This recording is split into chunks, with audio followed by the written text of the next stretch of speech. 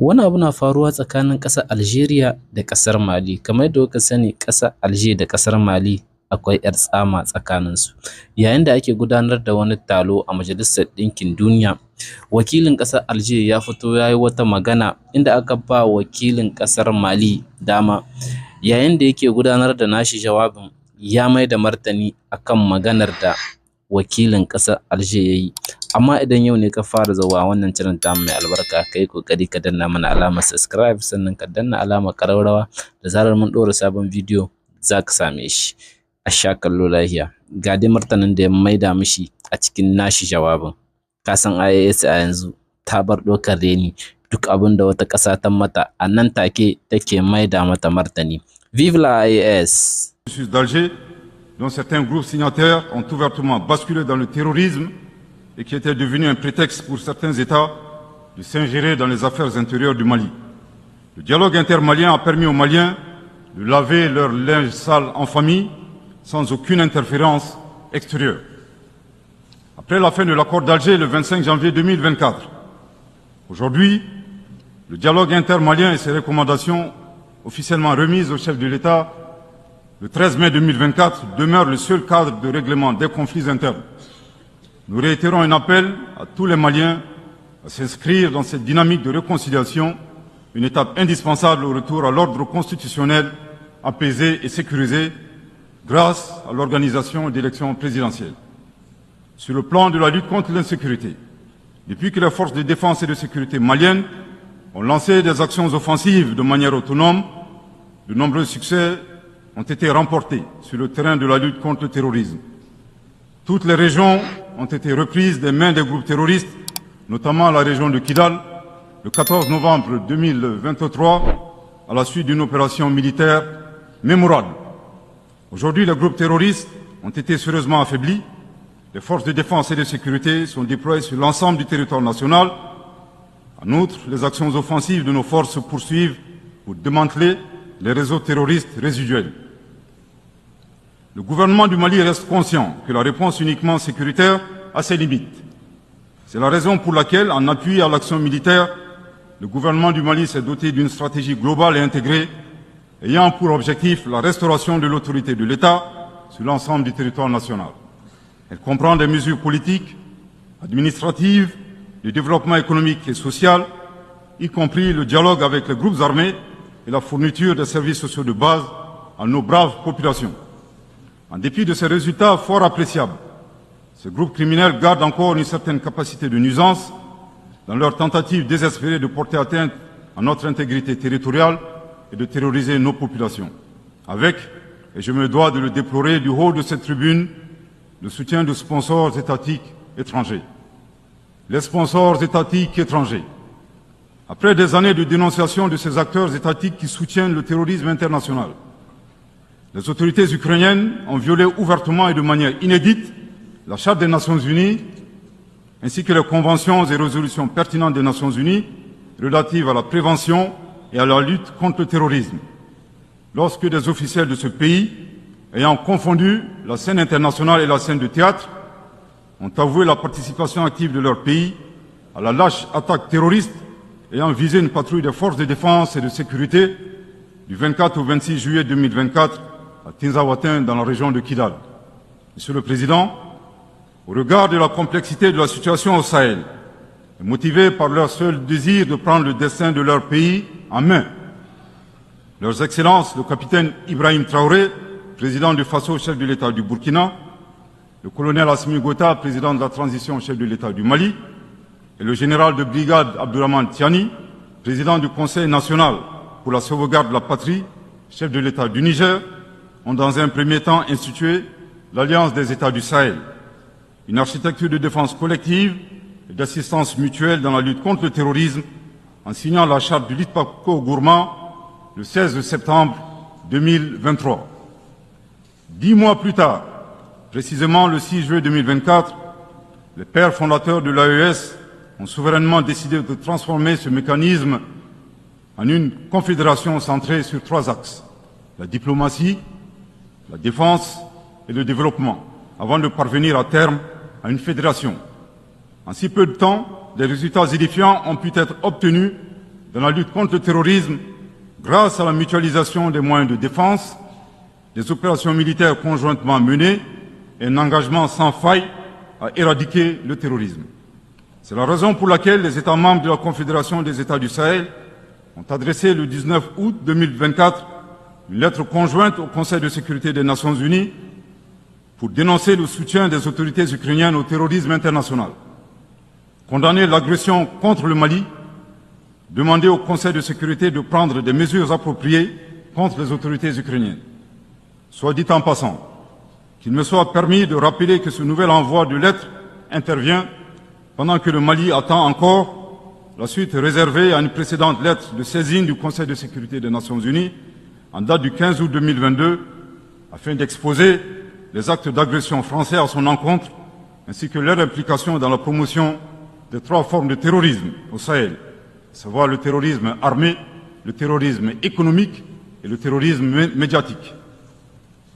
Couvrant une superficie de 2 758 000 km², avec 71 millions d'habitants, majoritairement jeunes, un potentiel économique exceptionnel, un sous-sol riche de la quasi-totalité des éléments du tableau de Mendeleïev, la particularité de la Confédération des États du Sahel réside dans l'état d'esprit des chefs d'État, des peuples et des forces de défense et de sécurité de la Confédération, forts de leur dignité et de leur honneur.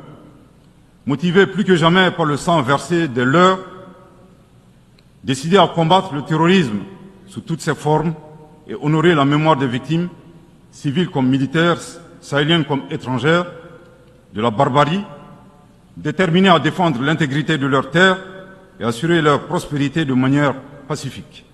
Comme le stipule le préambule de la charte du Liptako-Gourma, qui fait référence à plusieurs organisations internationales, notamment la CEDEAO et les valeurs universelles.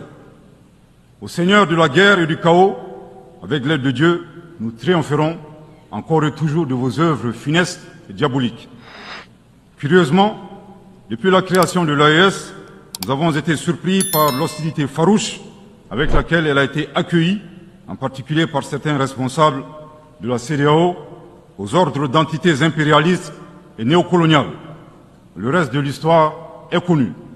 Amadou Hampâté-Bâ disait, je cite, « À trop vouloir jeter une grenouille qui vous dégoûte, elle finit par tomber dans une bonne mare. » Fin de citation.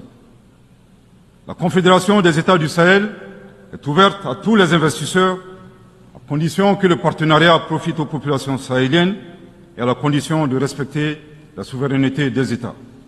Monsieur le Président, c'est l'occasion pour moi de saluer les relations de coopération exemplaires et fructueuses entre le Mali et la Russie, la Chine, la Turquie, l'Iran et bien d'autres alliés sincères. Le Mali reste ouvert à tous les partenaires qui souhaitent l'aider à relever ces multiples défis.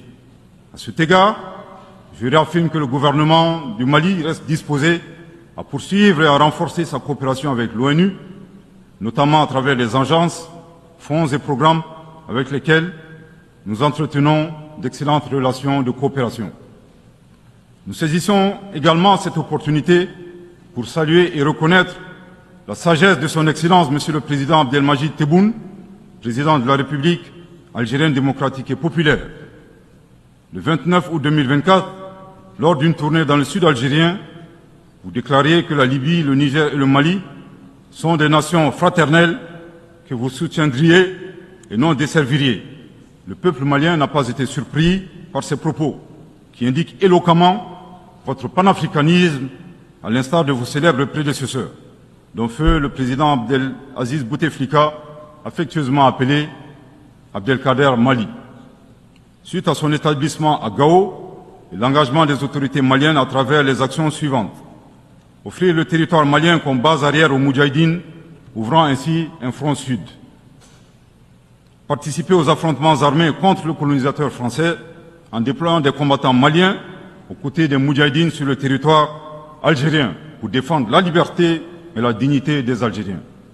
Défendre la cause algérienne dans toutes les instances diplomatiques jusqu'au recouvrement de leur indépendance. Cependant, il est de notre devoir d'appeler votre haute attention sur les propos incongrus de vos collaborateurs, allant à contresens de votre souhait de promouvoir des relations harmonieuses avec vos voisins dans le Mali. Le 31 juillet 2024, le ministre algérien des Affaires étrangères déclarait que la crise malienne n'avait pas besoin de solution militaire. C'était un conflit entre frères. La solution ne peut être que politique. Au sujet de l'accord d'Alger, il a affirmé qu'il avait été bénéfique pour le Mali et avait préservé la souveraineté et l'intégrité territoriale du Mali. S'en départir par conséquent aura un impact négatif sur tous les acquis. En outre, le 26 août 2024, votre représentant permanent auprès des Nations Unies a déclaré, je cite, « Ce matin, j'ai appris par les médias qu'un drone a effectué une frappe dans le nord du Mali, tuant une vingtaine de civils. Ceux qui appuient sur la manette de ce drone n'ont de compte à rendre à personne sur ces frappes. » Fin de citation. De l'analyse des propos du premier, nous constatons une grave ingérence dans les affaires intérieures du Mali. En effet, la nature de la solution déployée par les autorités maliennes ne concerne que les Maliens. Depuis la fin de l'accord d'Alger, le 25 janvier 2024, les Maliens n'expriment qu'un seul vœu le concernant, que son âme repose en paix. Monsieur le ministre des Affaires étrangères, l'accord est bien et bel mort, vos incantations ne serviront pas à le ressusciter. Vous me donnez l'occasion d'une part de vous réitérer que nul ne peut aimer le Mali plus que les Maliens, et d'autre part de vous rappeler que le Mali et son peuple ne seront pas des spectateurs face aux assauts et l'adversité. Pour chaque balle tirée contre nous, nous réagirons par réciprocité. Pour chaque mot employé de travers, nous réagirons par réciprocité. À bon entendeur, tant pis. Quant aux représentants permanents algériens, en plus d'offrir le gîte et le couvert, certainement avec de succulents plats de tchèque-tchouka et de chorba, à des terroristes et des renégats en débandade, son rôle d'estafette désorienté ne contribue guère à la promotion des relations de bon voisinage. De ces propos, il ressort des accusations graves et infondées. D'une part, la qualification de la nature civile des victimes à partir des médias est aventureuse et diffamatoire.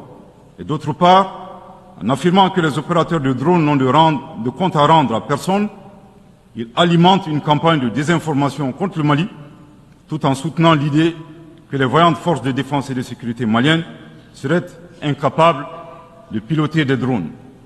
Il me plaît ici de rappeler que la montée en puissance des FAMA n'est pas une vue de l'esprit, mais une réalité tangible qui a permis de reprendre le contrôle de l'ensemble du territoire national. Concernant l'usage des drones, les opérateurs sont bien des Maliens qui agissent avec professionnalisme, à l'instar du reste des forces de défense et de sécurité maliennes, et traitent les cibles terroristes suivant des procédures conformes aux normes internationales. À titre de rappel, il y a quelques années, les acteurs de l'instrumentalisation des droits de l'homme, déterminés à ternir la performance antiterroriste de l'armée nationale algérienne, ont mis en exergue la question subversive du qui tue qui. Aujourd'hui, nous sommes troublés que le représentant permanent algérien ait rejoint